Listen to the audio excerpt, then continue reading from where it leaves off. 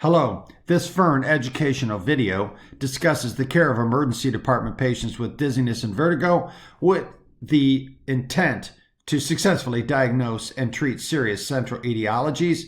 We will now provide a summary to the series of educational videos related to the care of dizzy and vertiginous patients. My name is Ed Sloan from FERNE.org. More about FERNE to follow. So our summary regarding dizzy and vertiginous patients. Our conclusions. We know there are clear definitions that allow for the correct diagnosis, both peripheral and central, for dizzy ED patients. The history leaves dizziness as a diagnosis of exclusion, others to be found first. Syncope and systemic causes can be found usually with the good history, physical, and basic testing available in the emergency department. Vertigo is one of three types: acute vestibular syndrome, spontaneous episodic vestibular syndrome, or triggered episodic vestibular syndrome. Acute vestibular syndrome can be a posterior stroke, and spontaneous episodic vestibular syndrome, ATIA. Triggered episodic vestibular syndrome can indeed also be due to a possible chronic posterior lesion. We know that the neuro and HINTS Plus exams both need to be done in vertiginous patients. We know that the central signs on the HINTS Plus exam are relatively easy to find and document. And we know that the HINTS Plus exam is more sensitive than CT or MRI DWI in vertigo patients. So our recommendations: use the reverse history with dizziness as a diagnosis of exclusion. Use the history, physical, vital signs labs, EKG, O2 sat for systemic causes.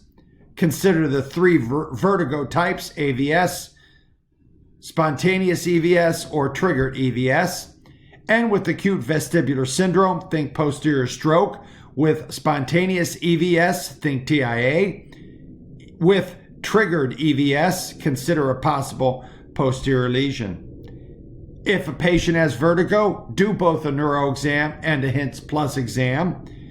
Template in the EMR the central signs on neuro and HINTS Plus exams.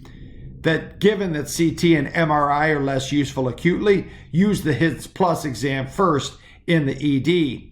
And be ready for new technology that will assist in central versus peripheral etiology assessments for vertigo patients in the emergency department.